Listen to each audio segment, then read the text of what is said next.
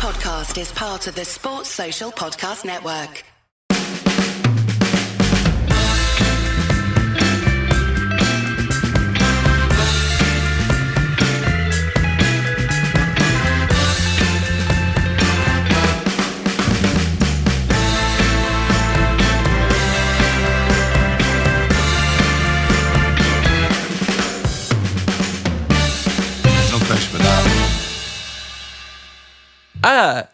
This was an absolutely cracking game, Ed, what we're talking about today. Absolute banger. So this is Spurs just having lost to Manchester United last week. No, wait a minute. That's real football.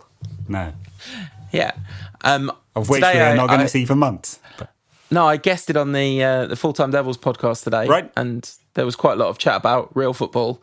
And I have to say, I did repeatedly make the point that real football isn't a thing. So I have to say, I'm amazed daily logging into Twitter with the amount of transfer gossip.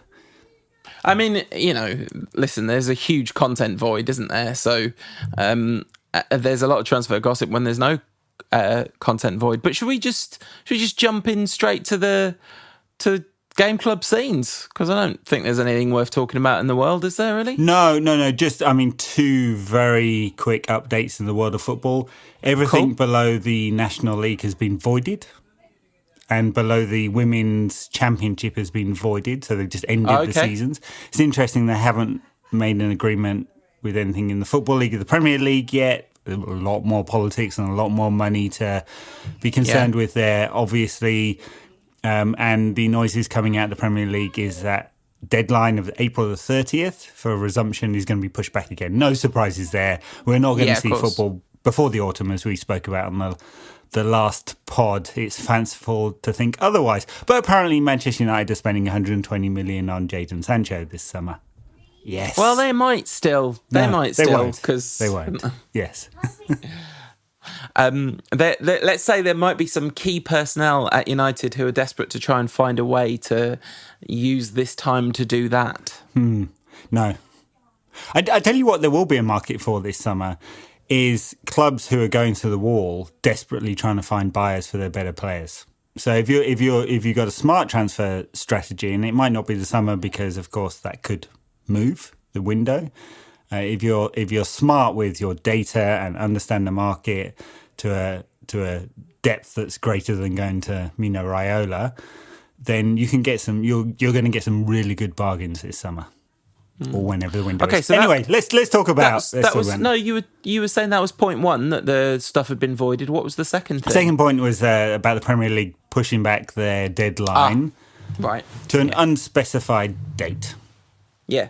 And I guess the only other thing is that the Olympics is gone, yeah. That would have had under-23 football. No idea whether there would have been any United players involved in that, I guess. A real shame for the Japanese who really, really, really tried hard to bury their head in the sand and pretend this wasn't happening. Tried really, really hard. Well, one of the reasons is because it's like hardly happening in Japan because it's a civilization designed to deal with these things. But anyway, all right, let's talk about Manchester United 4, Real Madrid 3, April 2003, the back end of the 2002-2003 season, and an absolutely fascinating snapshot of a moment in time. But as Fergie said afterwards, also just a real football night. Like one of the great match. It's almost like, because of the way the goals went in, it almost became a glorified friendly, this match. But a friendly in which everyone was determined to show exactly what they were made of and what they could do. Yeah, I mean, look, strange game because of the way and the timing of when the goals went in. Really, Real Madrid were never in any trouble of going out at any point. And it allowed all the players a lot of freedom. United actually played really well in this game. Genuinely, earned a victory. And on different circumstances, on a different night, we'd be talking about this as one of the great Manchester United victories. But of course, it was all in a lost cause in the end. But just great entertainment, especially the second half, where it really opened up. But lots of drama as well in the off-the-pitch stuff. Beckham dropped for Solskjaer. I'd say not really on it in this game. This is all really about bad, the politics, this one. So I was watching this going, oh God, the three people that have a go at me for not being positive enough about Ole Gunnar Solskjaer are going to be like, agenda! We've held this agenda for 17 years, folks. It's not an agenda. He has an absolute stinker in this game, I think. Maybe absolute stinker is slightly too strong, but he has a pretty rough game. I mean, Ferguson says that Solskjaer's been in brilliant form, but the fact that he looks incredibly annoyed when David Beckham scores tells you everything you need to know. So obviously, lots of cameras on extremely handsome Alice-banded David Beckham on the bench and in his United. A very fetching tracksuit top, by the way. Really good training top, that. And just Beckham being sort of near Carlos and Zidane and Figo, and you know what's about to happen. There's a certain, it stings a bit. It is interesting. I mean, context, United are 3-1 down from the first leg. This is the quarter-final at Old Trafford. In the end, Real Madrid go out to Juventus. Juventus meet AC Milan in the final, and Milan win on penalties at Old Trafford. So there was the carrot. I know, stings a little bit. United won the Premier League by 5 points, but it would be their last title for some time. It's definitely a team on the decline. Just look at the names in this squad. It is a mixed bag. I mean, the back four is 4 central defenders, and then Fabian Barthez behind them. Shit. I was talking to a friend of the show, Simon, earlier today, and we were both observing John O'Shea is really very good, and he was really very good in that 2007 game too. And he wasn't a centre-back, he was a full-back for most of his United career. But the other three, all centre-backs, except he's for not a natural full-back, though, is he? I mean, he's multi-talented, John O'Shea, but I couldn't tell you what he was actually multi-talented at.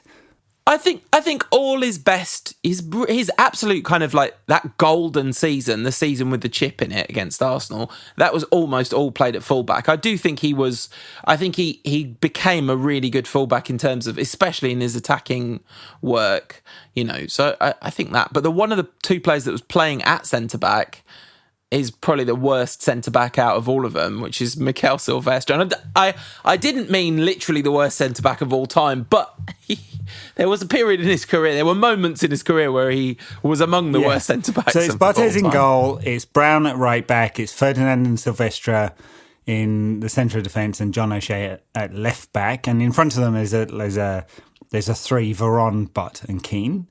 And then in front of them is Giggs, Van Nistelrooy and Solskjaer. But it's not really a 4-3-3 because Giggs and Solskjaer, although you'd think of them as kind of forward players, are playing wide. This is 4-5-1 when Fergie deployed that system a lot. This is not, today Solskjaer would be playing on the left and Giggs would be playing on the right in a 4-3-3 with that set of players in a modern system. It's not that at all. Yeah.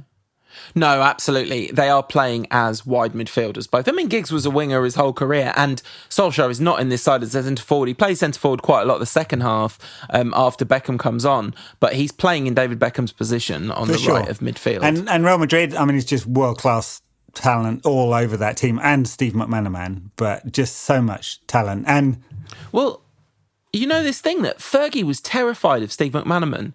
So one of the interesting things about listening to the old players on the United podcast is so many of them have mentioned Fergie's weird obsession with Steve McManaman. So before, he was the only player any of them could ever remember Fergie changing tactics for and messing around about. So it's weird because he wasn't a great goal scorer or really a great assister. He carried the ball, and maybe that just kind of clouded Fergie's judgment because that's the kind of old school view of a talented player, isn't it? But for me, didn't do enough to be in the same bracket as players on the pitch like Zidane, original Ronaldo and Figo, all just mega stars, generational talents. The other thing to say about Real Madrid, absolutely banging kit, black, white stripes, stenciled lettering, the sort of army stenciled lettering. Very nice, very nice. I mean, it's just you see that kit and the Galacticos flash in your eyes, don't they? Because, I mean, it was that team. I would say, like, in United's starting lineup, there are 3 players that I would say were at the level that they could easily have slotted into Madrid's team. at that time, Rio, who wasn't quite as good as he became, but was already very, very good. But it's a better player than Helguera, for example. Yeah. Oh yeah, my an goodness. absolute mess of a game. More about him later. Roy Keane, who this every game Roy Keane plays in it. This is just going to be the NQAT Roy Keane Game Club, isn't it? Because oh my God, he's an absolute monster of a player. Yeah. He's just so good. Yeah, and Makelele's in the opposite team, sort of ostensibly in the same position, sort of starting from deeper, but with a license to play as a 6 or an 8. But Roy Keane's just head and shoulders. There's no way that Cantona ever calls Roy Keane a water carrier. No, absolutely no. It wasn't Makelele that water carrier. It was Deschamps, yeah. And Rude is the other one. Because Giggsy, I think there were periods of his career where he could easily have been a Real Madrid player, but I think this was in a little bit of Giggsy doldrum times. Certainly doesn't have a particularly good game. No, and Bex, of course, who's on the bench but joins Real Madrid 6 months later. Exactly, I was just going to say, and then there's one player on the bench who absolutely would have belonged in that team and literally did belong in that team. So, it's not like United are particularly short of world-class talent. So, I mean, we would give to have 3 or 4 absolutely world-class, guaranteed, definite kind of potential candidates for a World 11 now. Oh, for sure, yeah. But this is a team that's definitely on the slide from 4 years earlier, in 99. Goalkeeper is a massive downgrade. The 2 fullbacks, nowhere near. I mean, Neville's obviously injured for this game, and as is Scholes. Both would have been in the team otherwise. But yeah, I mean, even on the periphery, the players available from the bench. Fortune comes on, plays in central midfield. In this, I mean, we spoke about him on the bonus content a few weeks back. Played a surprising number of games for United. Stayed at the club for a few years, but not in this company. No, absolutely not. And this is. That's what's kind of fascinating. This is almost like the last hurrah. This whole season is the last hurrah of this era, isn't it? Because we won the league back from Arsenal after... Do they go... Is it the Invincibles is the season before this, right? Or the season after? No, okay. So the Invincibles is 03-04? Yeah. Okay, and then Chelsea come along. That's correct. So we don't win the league for a while, and but we won the league back from Arsenal this season, and Arsenal had a bit of a collapse as well. Like we had to really chase the league title down, if I remember correctly. Yeah, and we had a win it by 5 points in the season. end. But yes, it's a strong finish. Strong, of course, is how United started this game, which is kind of interesting. 5 minutes in, Van Nistelrooy. You forget what a good player he is with the ball at his feet as well. He's everything as a striker. And beats a player, narrow angle, absolutely leathers it. Casillas tips it over. It's probably never going in from that angle, but lovely piece of skill. And there's 2 things that have happened before that. One is just after the kickoff, Guti dinks the ball out wide, and you're like, oh, it's going to be a long night, because they're 2 goals up effectively. Although I guess we had the away goals advantage, didn't we, initially? So a draw would have been fine, but. Anyway, a 2-0 win would have been fine. Yeah, that's what I mean. But yeah, it looks immediately like it could be a long night. And then you think Zidane might be in for a long night because Nicky Butt absolutely animals into him, not for the first time. And you're like, Nicky Butt, we think of Keane as a sort of wild tackler, but like he's nowhere near as likely to just go barging into a player as Nicky Butt is. And he clips a few in this game, Nicky Butt. He enjoys a tackle in this one. But I don't know if it's the moment of the night. But it's not far off, is it? 8 minutes into this game. 8 minutes that will live in infamy if you're Luis Figo. Absolutely fabulous player, Luis Figo. Should have retired after this. Yeah, because Shazy nutmegs him, and if you, I'm sure everyone's seen this. The only thing Shazy does wrong here, because it's a lovely piece of skill to meg him as well. He's completely in control. He needs to shout Megs first. It's interesting when that happened. I couldn't believe it was so early in the game, because obviously I've seen that clip so many times, but I had no memory of whenabouts in the game it was, and I didn't even know for sure it was definitely this game. Although of course, yeah, the kits tell you that it is. but it's just a brilliant moment, isn't it? Then, like, this is just yet another, oh my God, Roy Keane is amazing. Like, so sorry if this is boring to anyone. He plays a 1-2 with Varane. And the weight of Keane's return pass to Varane is a work of art. Like, it's quite an awkward angle, and he's got to get it round. It's effectively a through ball as a return of a 1-2. It's out on the flank. I can't really describe it better than that. It's just everything about the angle, the calculation, the weight on the pass. It's a majestic pass. There was a thing going around on Twitter, your Premier League 11 or something like that, and there was and there was voting. Oh, you had to pick a player from each era in each position, different players and players. Anyway, Roy Keane was listed at the bottom of the rankings in terms of pricing for this. And I was like, this has been put together by someone who didn't watch the Roy Keane era. They just saw no football between 1995 and 2005. He might be the best player that's ever played for Man United, Roy Keane. He might be. Like, you could say that, okay, Ronaldo's season, 2008 to 2009, is the best season any of us have ever seen. There's obviously Cantona. Those people older than us remember best, and Bobby Charlton. But over the length of his career, like, Roy Keane's for example, Paul Scholes, who is held up as this kind of icon of midfield, United's midfield. If you gave me the choice between the two and I could only pick one of them, sorry, Scholesy, like, you're controversial. Really good. Is it though? Like, I don't think it should be. That's the thing. Who do you pick? Think you get into today's United team? Yeah, it was just so good, and we don't need to keep labouring it, I guess. But just a great player. Yeah, and it's funny that in 2 years. A little bit years, he's out of the club.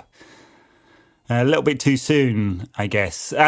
Bit too soon was Real Madrid's goal in this game, which is a fine goal, isn't it? So it starts with McManaman. We talked about McManaman sort of carrying the ball forward.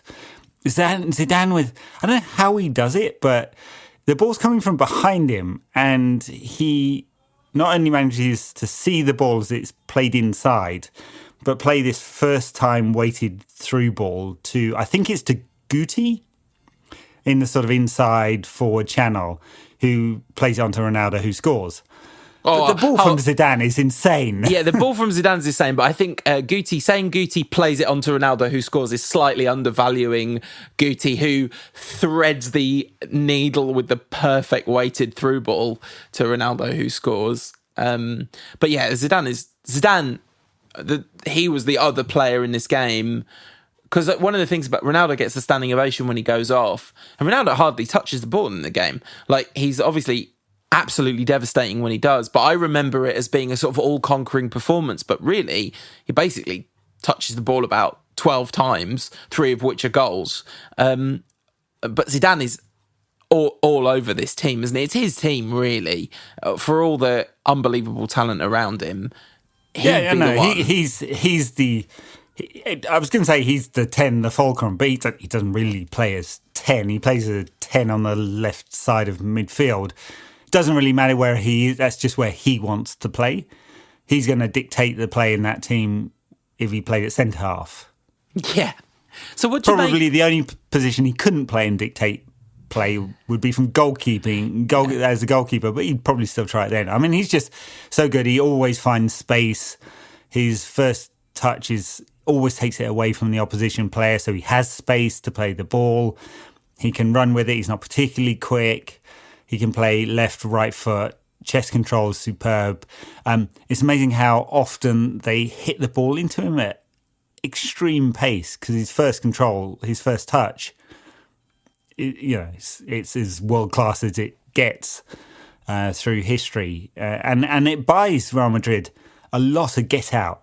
Yeah, being able to do that, they just hit the ball into him so hard. It doesn't matter how crowded the space is. What do you make of Barthez then? Do you think this is just, one of the hardest hitters of the ball, has smashed the ball pretty much way before anyone thought he would, so he's not set? Or is it just, this is just Fabian Barthez not being a particularly good goalkeeper? I mean, it's not that wide an angle as well. There's a bit of an angle there. But it's not much more than a straight shot. So he's got a yard to aim it into Bartez's left and about 6 yards to aim it to his right. And he still beats Barthez. So I couldn't say that Dave would save it or any other goalkeeper would definitely save it because he takes it very early and hits it hard.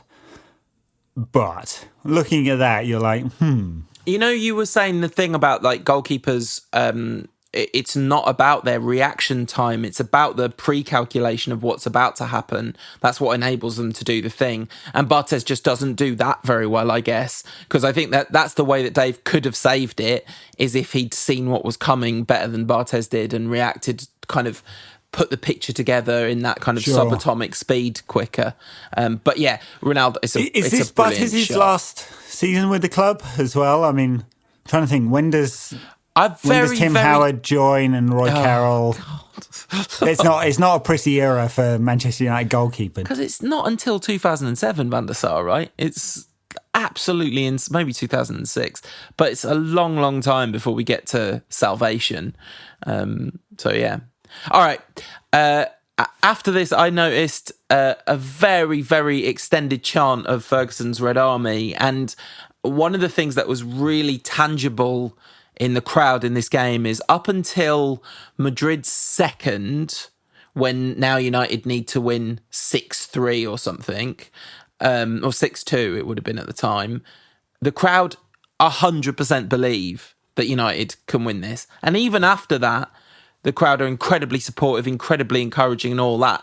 But you can hear that's defiance, that's love of the team, that's recognising they've given it their best shot. But before that second goal, every man jack in that crowd fully believe United can do this. Yeah, because this has been a team that does do that for 7 years of this group of players being 6-7 years of this group of players being together, and they've done it so often. I have to say, this is a heavy lift. There was a really interesting piece not long after Ronaldo scores where Varane, you don't really think of him doing this, absolutely 2 foots Makaleli. That's my Gets next the crowd note going too. as well. Really, really vicious. 100% red today. Yeah. And it is. You'd probably see red for it. And probably. Probably. Because he gets the ball. But I do think that's one of football's better rule changes, that would be a red card tackle now, because that shouldn't be allowed just in case you can maybe get the ball sometimes, because every single time you don't get the ball, you commit a genuine atrocity against your fellow man. Yeah. That was the Argentinian in Juan Sebastian Veron coming out there. He has quite a quiet game. I mean, he's effective. He's not poor. And he's probably not the man who should come off when Beckham comes on. Bit frustrating, though, isn't he? Yeah. He's flat. In terms of his positioning, Keane and Butt and Veron are all pretty static in that midfield three. He's not playing up near Van Nistelrooy. He's not really impacting on the game. He does things okay, but he's definitely not an influence on the game. So after Veron 2 foots Makaleli, Nicky Butt absolutely animals into Roberto Carlos. Then seconds later, animals into Miguel Salgado. Like, he's just tearing around, smashing people. And then Madrid get a direct free kick. I think it's as a result of that tackle on Salgado. And Roberto Carlos is it's 6 years after Le Tournoi, still living off it. It's still about 40 yards out, isn't it? Yeah, what's he doing? Like, he just never scored those after 1997, basically, but he still took them every week. And I thought that Madrid are just hugely on top, hugely had the best. United had a good bright start, but then Madrid are pretty dominant up to about the half an hour mark. Yeah, there's a Ronaldo Zidane Figo move, which forces Barthez into a save. There's that Carlos shot. There's control from Madrid. They're definitely neater in possession. United do go direct quite a bit. That said, there's a good chance created by Giggs. I think his butt just misses it, sliding in. There's Giggs with the right foot shot. He has that kind of... That's the frustrating thing with Giggs, where it's like 2 or 3 foot wide. It's a nice it's a nice turn and twist, and then he just doesn't quite finish it off. And he's got that kind of puzzled look on his face where you just kind of wonder whether there's much between the eyes. Wow. Every single one of these has been you having a go at Ryan Giggs. No. You have in every game that Ryan Giggs has come up. This is the secret real agenda that all these years we thought it was Rooney, and it turns out it was actually Ryan Giggs you were after. Yeah, that's right. There's a shot by Solskjaer, stopped by Casillas from an angle. Yeah. There's another one where Solskjaer's turning. It's only about 7 or 8 yards out from goal and kind of scuffs it. Probably a pretty good chance, that one. And, so United are creating a few chances without really having the kind of possession control. But that's the turning point, isn't it? It's after that half an hour mark. Between half an hour and half time, United massively have the best of it then. There's lots and lots of chances. And when the goal comes, it's not a surprise that the goal comes. So there's a beautiful ball stabbed through from Giggs with the outside of his boot to Solskjaer.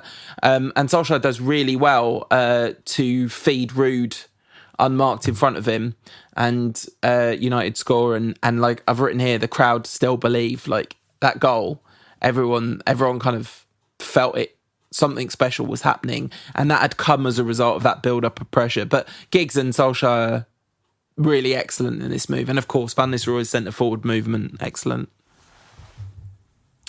Yeah, tapping, and that's half time, which is what, 1-1, 4-2 on aggregate. Still a long road back from here because United need to win the second half 3-0. Or 2-2 for extra time and penalties. Yeah, and we love United. Rings around Old Trafford, and you can see why, because it was really an incredibly spirited and concerted effort with a lot of quality in it from United, and very brave. Not brave physically, but brave in the collective mentality, which that's obviously so lacking in the last few years. 7 shots on target from United in the first half, 2 off target. Madrid 2-2. Ronaldo, I think, 1 shot, 1 goal, and that seems as good a time as any to take a quick break. We hope you're enjoying the No Question About That podcast. We are open for sponsorship, so if you run the kind of business that would be interested in sponsoring our show, just drop us an email at nqatpod@gmail.com. And then the second half. So Ollie, brilliant tackle and drag back where he wins the ball just outside the box that we're attacking, and then kind of wraps his foot over the ball and drags it back to him, but his shot lacks composure. And I actually think you don't associate this with Solskjaer at all, but I do think he slightly lacked composure in this game. I do think maybe it was the pressure of playing when Beckham was on the bench and he was in Beckham's position. Maybe he felt like he had to prove something, or I don't know whether there's any truth to that whatsoever. But there's something in it where he's definitely trying a little bit too hard and lacking a bit of composure. There's a weird moment just after that where Figo, I think it is, down the left, sort of twists and turns and beats Brown, and then I think it's an attempted cross or just an absolutely outrageous chip, but it classes off the bar. That would have been game over at that point if that had gone in, and then it basically was game over moments later, where it's a great break. Carlos, Zidane, Roberto Carlos again tapping for number 2 for Madrid, 5 overall.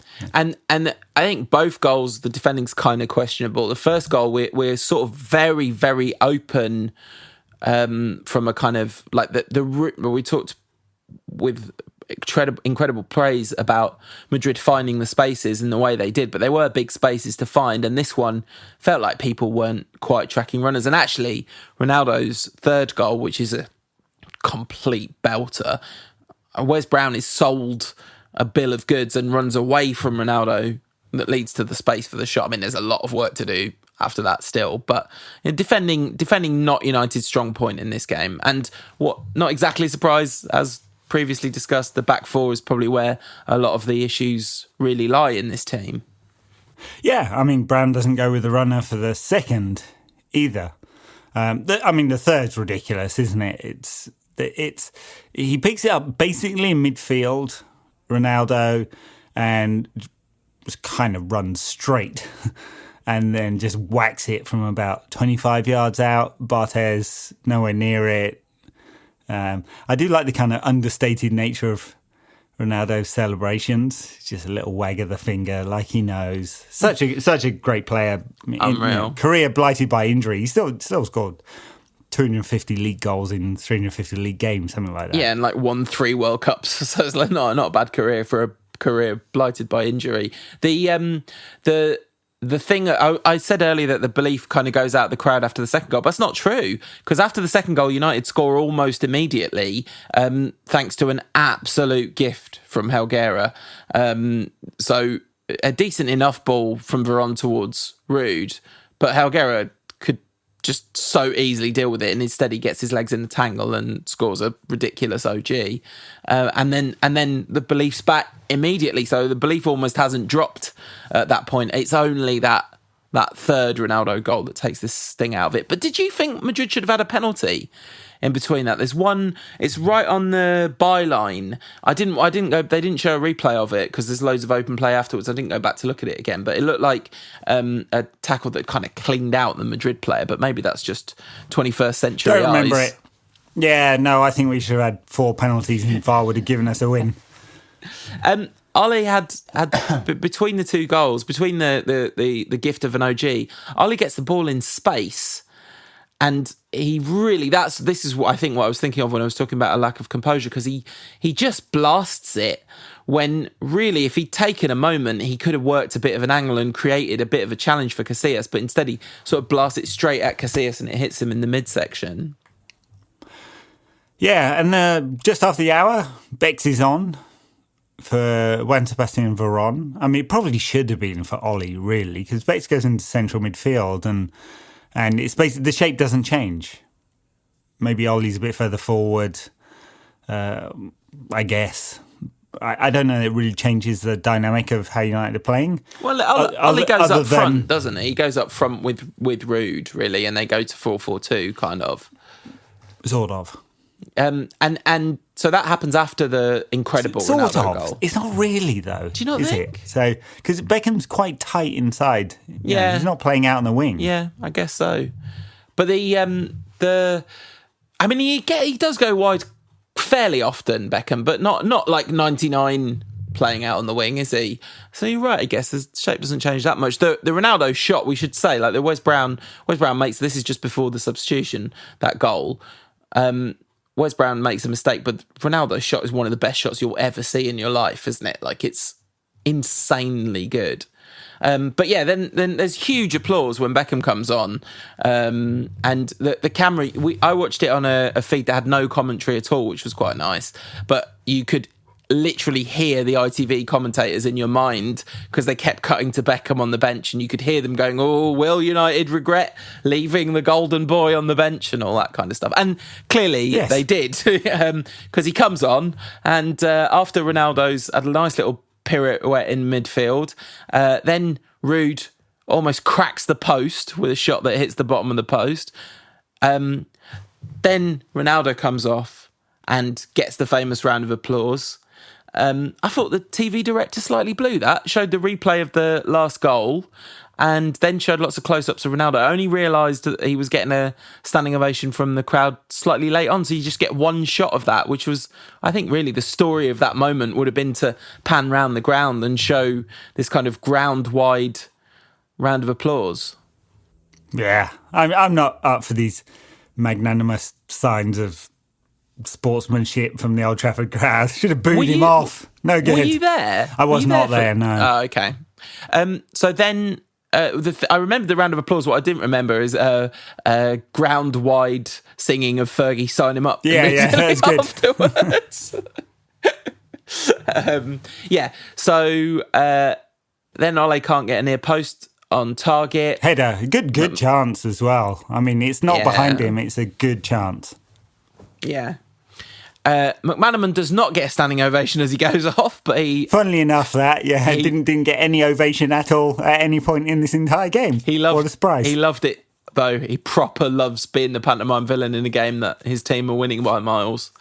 And then I've just written, Christ, what a free kick. And then in caps letters, why did Fergie sell him? Well, look, it's what, 25 yards out, bit of an angle, just whacks it straight in the top corner, 3-3 on the night for 6-4 overall. United still needing 3 more or something at that stage. So, it's United are out of the game. But you can just see the energy that Beckham brings. As soon as he's on, he's really up for it. He wants to show Fergie that Fergie was wrong and that he should have been in this game. It's clearly all about the politics. I'm sure we talked about it at the time. Yeah. This was Fergie putting Beckham in his place. The relationship had broken down. Was this before or after Fergie threw the boot at him? Well, it's very much the same haircut era, so it's within a whisker either around way. Then, yeah. And he's off in the summer, and there's all that drama about whether he's going to Barcelona or. I think they even put a press release out, don't they? United saying they've accepted a bid from Barcelona. Today it'll all be done through agents and linked into the press. But the same thing, trying to create a market for him. But Beckham got his choice and kind of won that battle. And yeah.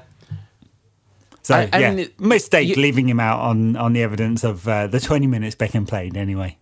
A substantial percentage of our listeners of a certain age will be furious at us kind of borderline taking the Beckham side in this because they're kind of like there's a lot of ultra Fergie loyalism. And I think, maybe there's an argument that Beckham was agitating for a move and actually wanted to move away from the club. I think everything you've heard and seen from him in the 20 years since... 17 years since, that's not what he wanted at all. Yeah, maybe he wanted it then and regretted it. The other possibility. That may well be a fair take. Yeah. No, look, I actually think Beckham was more consistent for longer at United than the comparison that I'm going to make. So no need to tweet at that. Tweet me about that. But it's of a similar ilk to the reaction that some fans have about Paul Pogba, and they'll take the club. It doesn't matter who the manager is. Oli, Mourinho, it really wouldn't matter. If it was Kenny Dalglish in charge of United, there would be a certain sense of loyalty to club ahead of player.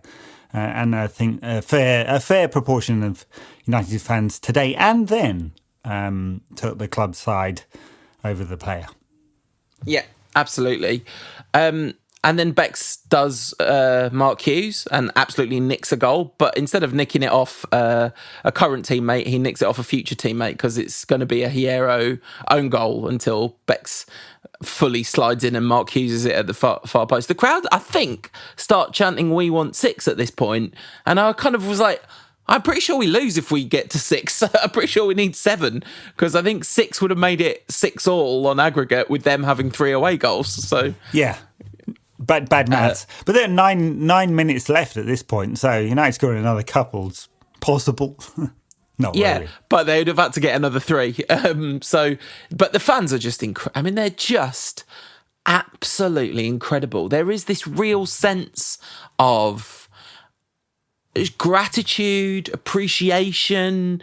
There's no kind of like being grumpy about losing effectively the tie. It's only adulation for a team that, like I said earlier, played with incredible kind of commitment and passion and all those things that you want, but also unbelievable skill and talent in areas. We hadn't been battered by 7 years of post-Fergie at that point.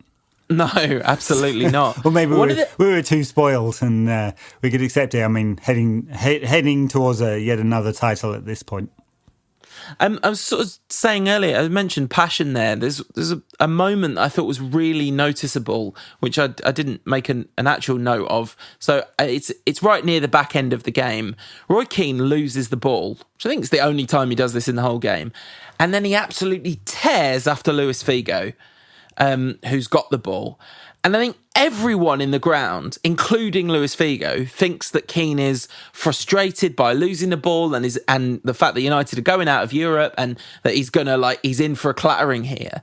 And instead, Keane puts in the calmest, most measured, most inch-perfect slide tackle. Figo gets booked for diving, but I really think that is fully a dive of anticipating what's about to happen. Like, he's got a look of pain on his face, not because he's trying to buy a free kick, because he's terrified for his life. But yeah, he's not sure whether it's one kneecap or the two that are going to be removed by Keane at that point. But in fact, Roy Keane is a consummate professional in this moment and puts an unbelievably perfect tackle in. Well, that's the thing you forget about one. You don't forget, but one could forget about Roy Keane. 99.9% of his time on the pitch is just excellence in everything he does. It's the 0.1%, which was the nutter that came out. But it wasn't very often. There were moments. Absolutely, and it's crazy that that's what's remembered. And it's really interesting in a way, because like with Cantona, the ratio is probably, like percentage-wise, there's a chance that he was insane more often, percentage-wise, but we don't really remember that. Not really. It's sort of part of the picture, but it's not the myth of Eric, is it? The myth of Eric is the warrior poet. With Keane, it's like the warrior, but in fact, he was, again, I was talking to Simon earlier, and just Simon was saying that it was really noticeable how calm Keane was throughout this game. And he is. He plays with tremendous commitment and energy, but he doesn't lose the run of himself. He's really mature by this point. Yeah. All right. We've got a few questions from the peeps about this game. Great. Andrew Yaxley says, is there a purer moment of football genius than John O'Shea nutmegging Luis Figo? And how much better was O'Shea than Figo? Considerably. I mean, John O'Shea, pretty good. I've often wondered why he played so many games for United, but turns out he was pretty good. Yes, Matt Faginor says, do you think Ronaldo would have refused to play if he knew that Phil Jones was lined up to mark him? I mean, jeez. Look, Ronaldo ran rings round Rio Ferdinand in this game. Poor Phil Jones. Poor Phil Jones. Yeah. Oh, God, Ronaldo was so good. In this, I mean... In this like and any game. I mean, this is towards the back end of when he was a really good player. He leaves Real Madrid a couple of years later, spends one season at AC Milan, then he's off to Brazil, and that's it. Him done with sort of top level football. You just wonder how good he would have been if it hadn't been for the 2 or 3 knee injuries he got, which stole a couple of seasons from him. Yeah, and is also the reason he had loads of weight on him, because he was on steroids the whole time. Like, I mean, medical steroids, not anabolic steroids, and it was impossible for him to shift that weight. Nick G says, do you think Beckham's future's in doubt not starting this big game? Is this the final nail in the coffin of his United career? No, it's impossible. I mean, if you think about it, he's been there since he was a boy. And obviously he's still got such a lot to contribute no way to the team. He wants to finish his career with United like the rest of the class of 93 or 92 or a bit of both. Phil Neville comes on the end. He's the class of 93. Fergie's he's smart. Fergie's playing this really, really well. He's just keeping Beckham a little bit in check so that all the Victoria stuff doesn't go too much to his head. But they'll make it up, and we'll see Beckham retire at Man United, I think. I can see in future years when perhaps there's, I don't know, a young player, maybe comes from Liverpool or something like that, tries to play Fergie for a new contract. I can see Fergie winning him over in the same way he's going to win Becks over. No problem. Yeah, absolutely. Abhinav JB says, do you think Beckham's the best footballer in the world between 97 and 2001? No, I don't think he was. Roy Keane is. He wasn't even the best player in United. He was a really good player. God. The funny thing is, I think at the time, there are a lot of people who thought, oh, well, he's only getting second in the Ballon d'Or because he's famous, right? And conversely, I think in the years that have followed, I think people forget what a good player he was. I mean, he left English football in 2003 and never returned. And I think there's a kind of we've collectively forgotten how good he was, because he's never included in these lists of best ever Premier League players. And he was a really, really fine player.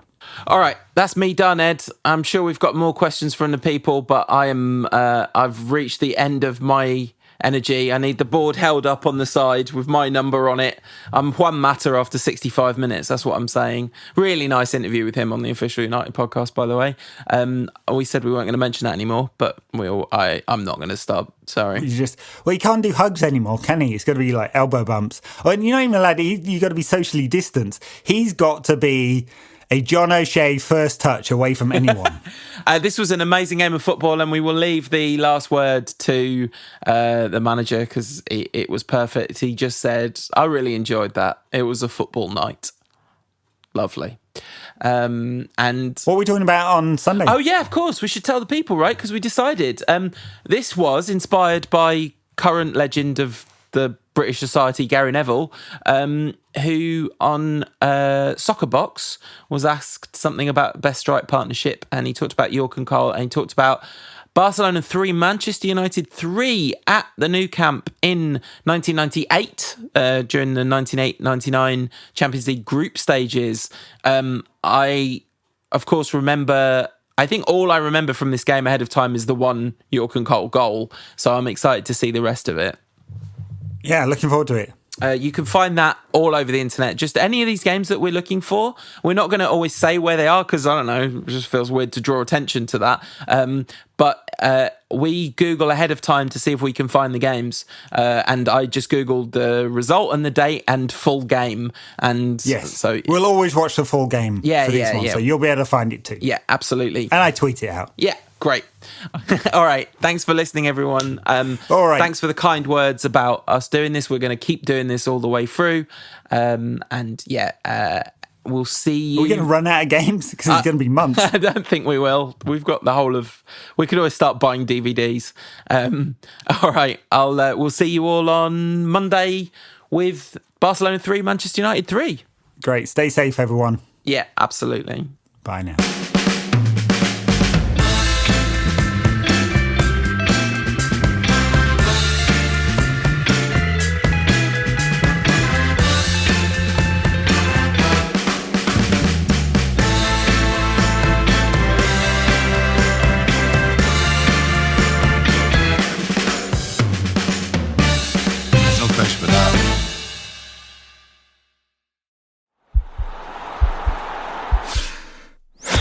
This podcast is part of the Sports Social Podcast Network.